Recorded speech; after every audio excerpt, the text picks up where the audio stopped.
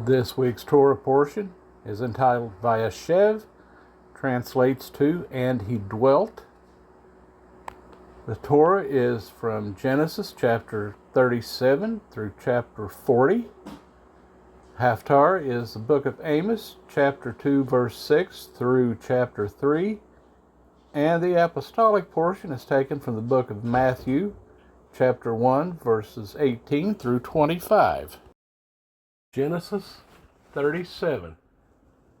And Jacob dwelt in the land of his father's sojournings, in the land of Canaan.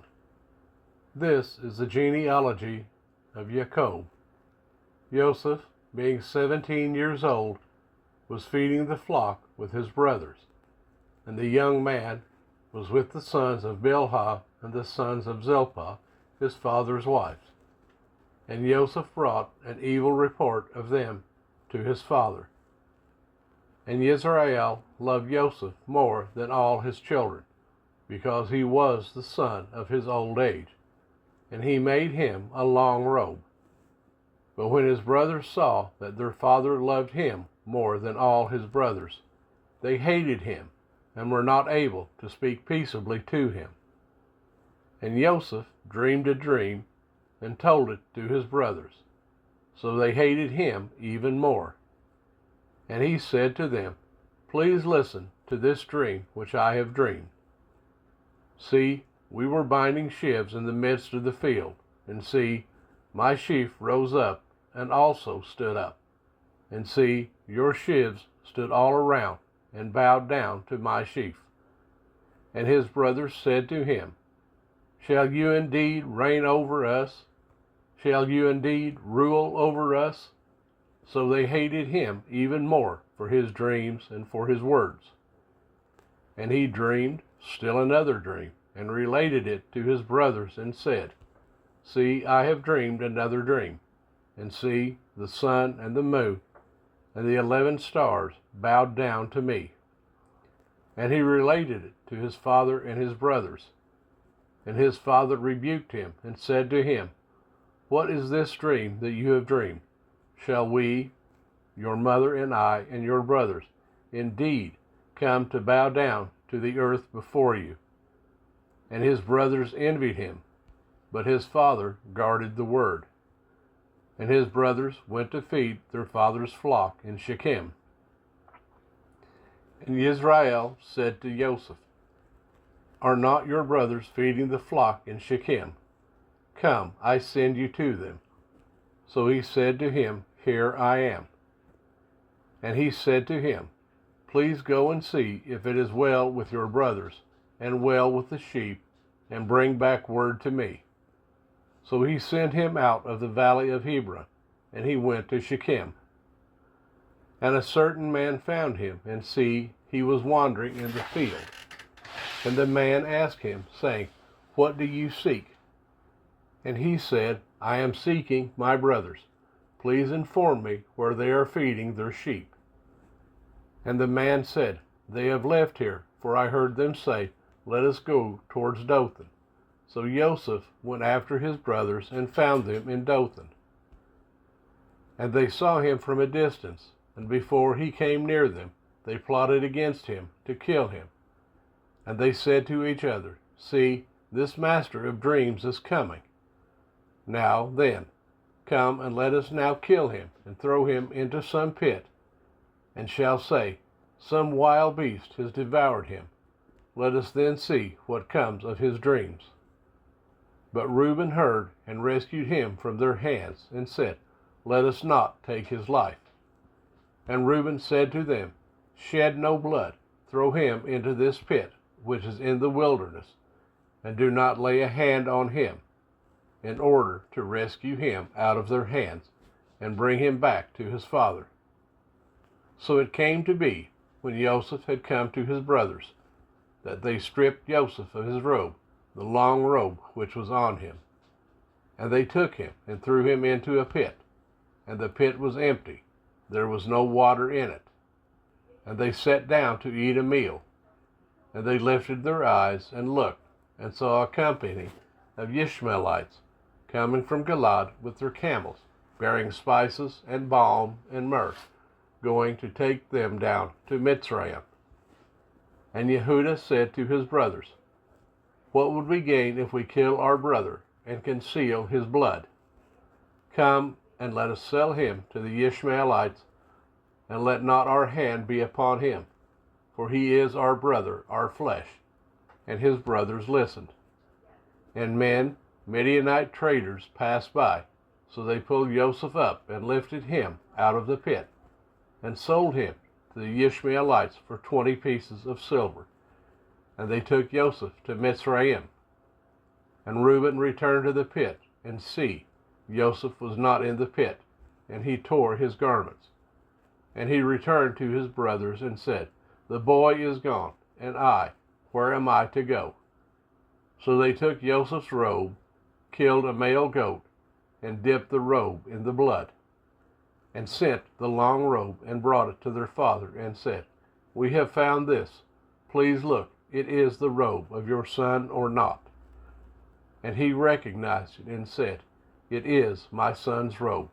An evil beast has devoured him. Joseph is torn to pieces." And Jacob tore his garments, and put sackcloth on his waist, and mourned for his son many days.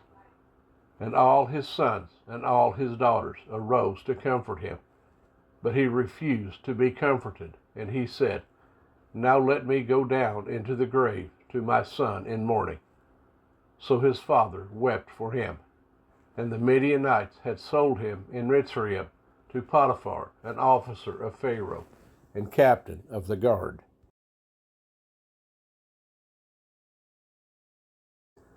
Genesis 38. And at that time it came to be that Yehudah left his brothers, and turned aside to a man, an Adulamite, whose name was Hira. And Yehudah saw there a daughter of a certain Canaanite, whose name was Shua.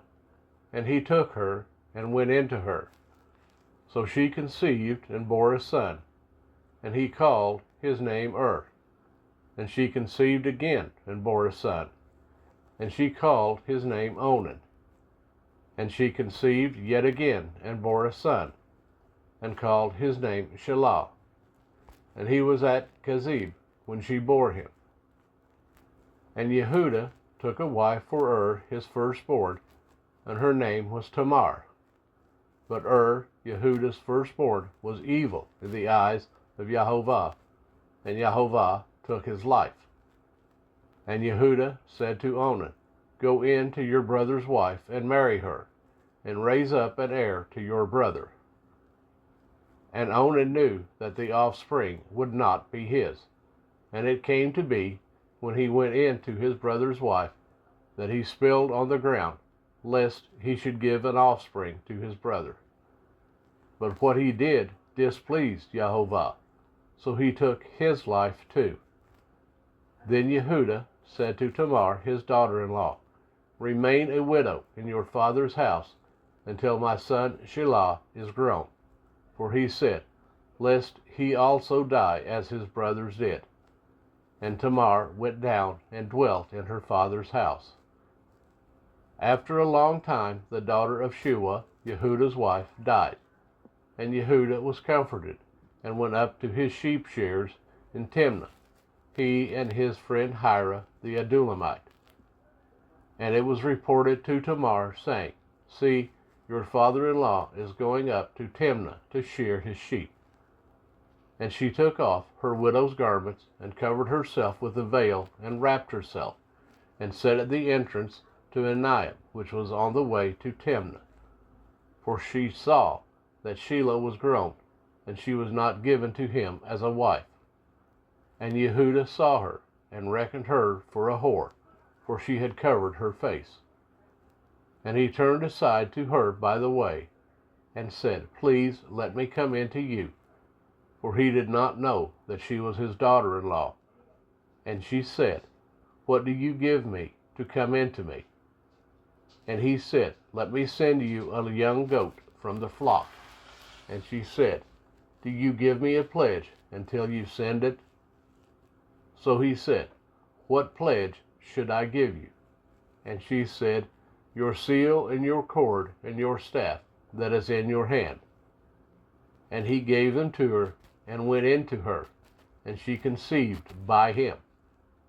And she arose and went away, and removed her veil, and put on the garments of her widowhood. And Yehuda sent the young goat by the hand of his friend the Adulamite, to receive his pledge from the woman's hand, but he did not find her. And he asked the men of that place, saying, Where is the cult prostitute who was beside the way to Anaim? And they said, There was no cult prostitute in this place. And he returned to Yehuda and said, I have not found her. And the men of the place also said, There was no cult prostitute in this place. And Yehuda said, Let her take them for herself, lest we become despised, for I sent this young goat, and you have not found her. And it came to be, about 3 months after, that Yehuda was informed, saying, Tamar, your daughter-in-law, has whored, and see, she was conceived by whoring. And Yehuda said, Bring her out, and let her be burned. When she was brought out, she sent to her father-in-law, saying, By the man to whom these belong, I am pregnant. And she said, Please examine who these are, the seal, and the cord, and the staff. And Yehuda examined and said, She has been more righteous than I, because I did not give her to Shelah, my son, and he never knew her again. And it came to be, at the time for giving birth, that, see, twins were in her womb. And it came to be, when she was giving birth, that the one put out his hand, and the midwife took a scarlet thread and bound it on his hand, saying, This one came out first. And it came to be, as he drew back his hand, that, see, his brother came out. And she said, How did you break through? This breach be upon you. So his name was called Peretz. And afterward his brother came out, who had the scarlet thread on his hand. So his name was called Zerah. Genesis 39. And Joseph had been taken down to Mitzrayim, and Potiphar, an officer of Pharaoh, captain of the guard, a Mitzrayite, brought him from the Ishmaelites who had taken him down there. And it came to be that Yehovah was with Joseph, and he became a prosperous man, and was in the house of his master, the Mitzrayite. And his master saw that Yehovah was with him, and that Yehovah made all he did to prosper in his hand. So Joseph found favor in his eyes, and served him. And he appointed him over his house, and gave into his hand all that he had. And it came to be, from the time that he appointed him over his house and all that he had, that Yehovah blessed the Mitzrayite's house for Joseph's sake. And the blessing of Yehovah was on all that he had in the house and in the field. And he left in Joseph's hand all that he had, and he did not know what he had except for the bread which he ate. And Joseph was handsome in form and appearance. And after these events it came to be that his master's wife lifted up her eyes to Joseph and said, Lie with me. But he refused and said to his master's wife, Look, my master does not know what is with me in the house, and he has given into my hand all that he has. No one is greater in this house than I, and he has not withheld whatever from me but you, because you are his wife. And how shall I do this great evil and sin against Elohim? And it came to be, as she spoke to Joseph day by day, that he did not listen to her, to lie with her, to be with her. And it came to be on a certain day, when Joseph went into the house to do his work, and none of the men of the house was inside. that she caught him by his garment, saying, Lie with me. But he left his garment in her hand, and fled, and ran outside.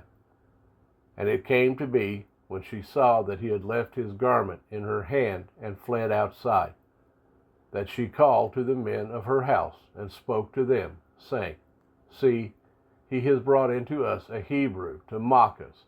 He came in to me to lie with me. And I cried out with a loud voice. And it came to be, when he heard that I lifted my voice and cried out, that he left his garment with me, and fled, and went outside. And she kept his garment with her, until his master came home. And she spoke to him these same words, saying, The Hebrew servant who you brought to us came in to me to mock me. So it came to be, as I lifted my voice and cried out, that he left his garment with me and fled outside. And it came to be, when his master heard the words which his wife spoke to him, saying, Your servant did to me according to these words, that his displeasure burned. Then Joseph's master took him and put him into the prison, a place where the sovereign's prisoners were confined. And he was there in the prison. But Jehovah was with Joseph, and extended kindness to him, and he gave him favor in the eyes of the prison warden.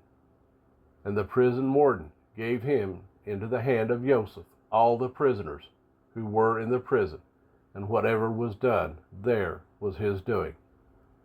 The prison warden did not look into any point that was under Joseph's hand, because Jehovah was with him, and whatever he did, Jehovah made it prosper.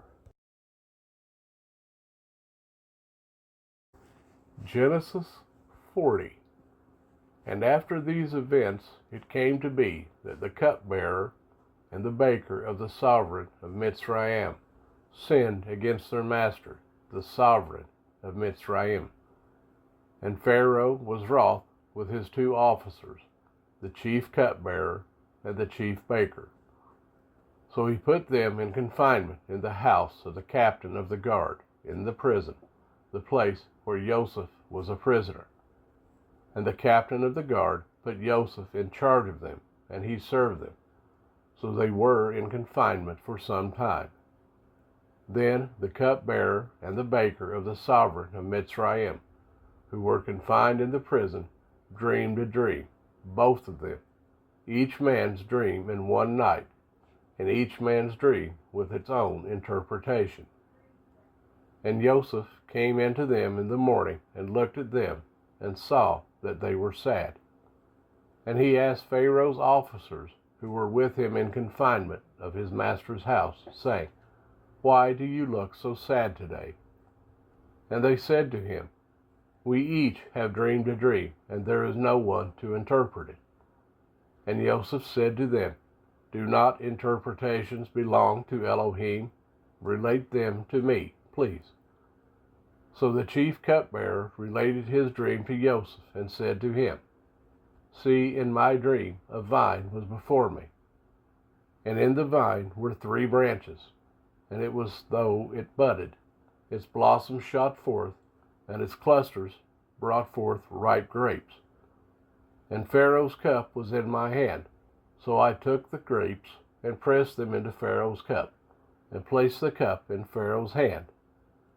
And Joseph said to him, This is the interpretation of it. The 3 branches are 3 days. Yet within 3 days Pharaoh is going to lift up your head and restore you to your place, and you shall put Pharaoh's cup in his hand, according to the former ruling, when you were his cupbearer. But remember me when it is well with you, and please show kindness to me, and mention me to Pharaoh, and get me out of this house. For truly I was stolen away from the land of the Hebrews, and also I have done naught that they should put me into the dungeon. And the chief baker saw that the interpretation was good, and he said to Joseph, I also was in my dream, and saw 3 white baskets were on my head. And in the uppermost baskets all kind of baked goods for Pharaoh, and the birds ate them out of the basket on my head. And Joseph answered and said, This is the interpretation of it. The 3 baskets are 3 days. Yet within 3 days Pharaoh is going to lift off your head from you and hang you on a tree, and the birds shall eat your flesh from you. On the 3rd day, Pharaoh's birthday, it came to be that he made a feast for all his servants, and he lifted up the head of the chief cupbearer and of the chief baker among his servants. And he restored the chief cupbearer to his post of cupbearer again, and he placed the cup in Pharaoh's hand.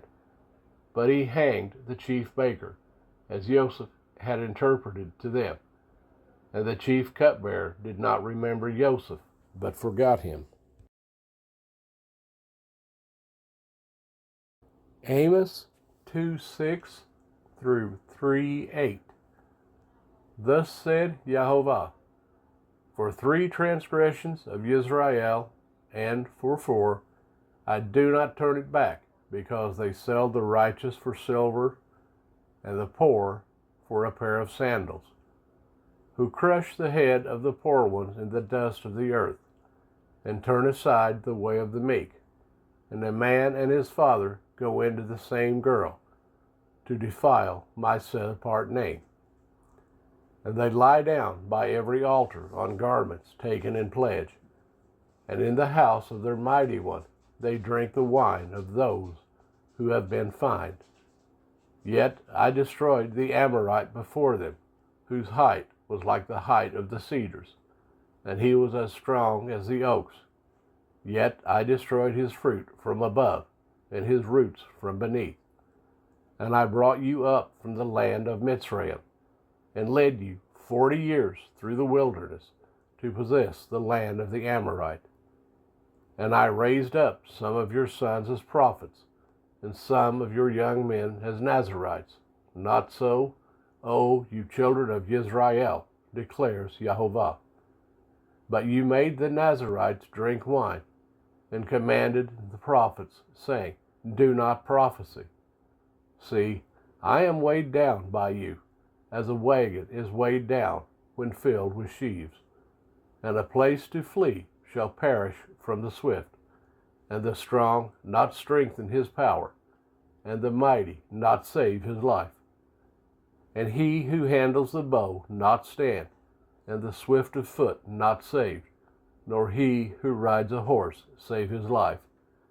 And the bravest among the mighty flee naked in that day, declares Yehovah.